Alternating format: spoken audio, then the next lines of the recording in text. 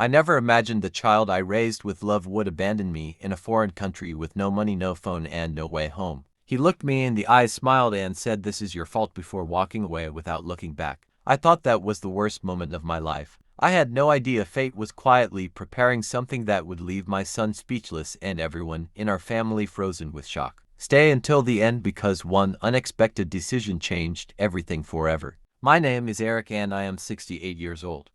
I spent my entire life putting my family first. After my wife passed away, I worked 2 jobs so my only son Daniel could graduate from college without debt. Every birthday, every holiday, every paycheck was about giving him a better future. I never regretted it because I believed one day he would remember those sacrifices. Years passed and Daniel became successful. He married a woman named Emily.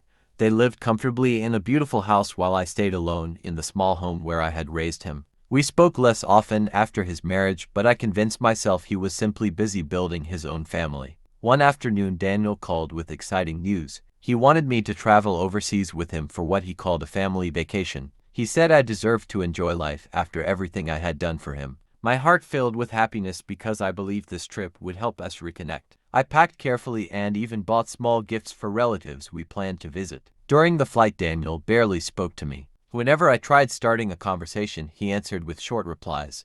I blamed it on travel stress. After arriving at the airport in another country, Daniel suddenly became impatient. He claimed I was slowing him down and embarrassing him. I tried apologizing even though I had done nothing wrong. Then something happened that still gives me chills. Daniel grabbed my wallet saying he would exchange my cash for local currency. Minutes later, he returned my empty purse. Before I could ask what happened, he looked directly at me and said, "This is your fault. You always make everything difficult.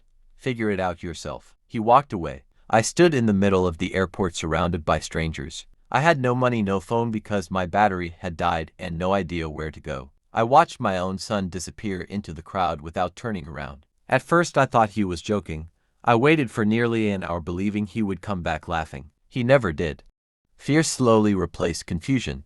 I approached airport staff using simple English. They tried helping me contact the embassy, but communication was difficult. Hours passed before a kind older airport employee noticed I was exhausted and crying. Her name was Sophia. She bought me a meal with her own money and stayed beside me until embassy officials arrived. They arranged temporary assistance and helped me contact an old friend from years ago named Robert, who happened to live in that country. Robert welcomed me into his home without asking for anything in return. His family treated me like I belonged there.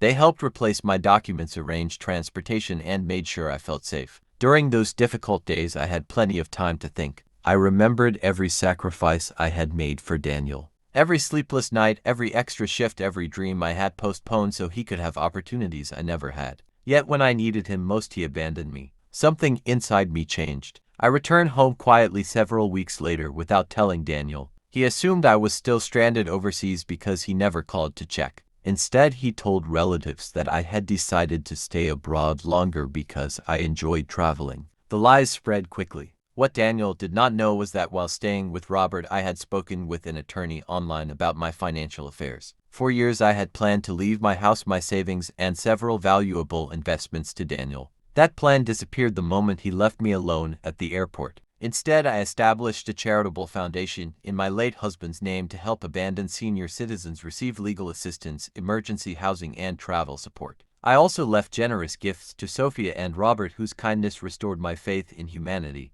Weeks later, Daniel finally came to my house expecting everything to be normal. He walked through the front door laughing. Then he saw me sitting calmly in the living room. His face turned white. Everyone froze. His wife, Emily, looked shocked because she had believed I was still overseas. Daniel struggled to speak. "Mom, how are you here?" I quietly placed several documents on the table. The first was proof that I had safely returned weeks earlier. The second showed every attempt I had made to contact him after being abandoned. The third was the updated copy of my will. Daniel reached for it with shaking hands. As he read each page, his confidence disappeared. His inheritance was gone. Everything he expected to receive after my lifetime had been donated to causes that protected elderly people from abandonment and abuse. The house would become a community support center.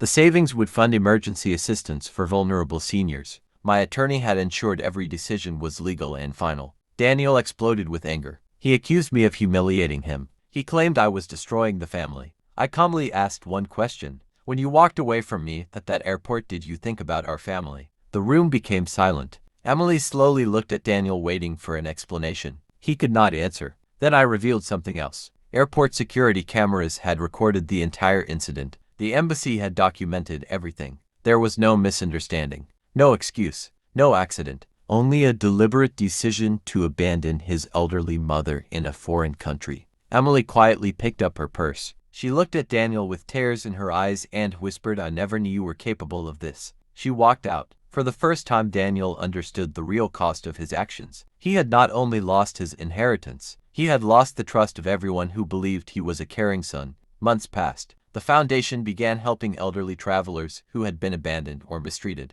Every successful rescue reminded me that pain can become purpose. One afternoon, I received a letter. It was from Daniel. He admitted his selfishness and accepted responsibility without making excuses. He asked for forgiveness but said he understood if I never wanted to see him again. I thought about the letter for several days. Then I invited him to visit. When he arrived, he looked nothing like the confident man who had abandoned me. He apologized with tears in his eyes. This time I believed he was sincere. Forgiveness does not erase consequences. It simply allows healing to begin. I chose to forgive him, but the will remained unchanged. Trust once broken takes years to rebuild, and sometimes life never returns to what it once was. Daniel eventually began volunteering at the foundation, helping elderly people travel safely. Not because he expected another inheritance, but because he finally understood what compassion truly meant. Sometimes the greatest punishment is not revenge. It is being forced to face the person you became. And sometimes the greatest victory is proving that kindness will always outlive betrayal. If someone betrays your love, they may escape for a while, but they can never escape the consequences of their choices. Respect your parents while they are still with you, because one day memories will be all that remain. True wealth is not money or inheritance. It is loyalty, gratitude, and love. Those who abandon the people who sacrificed everything for them eventually discover that karma always arrives right on time.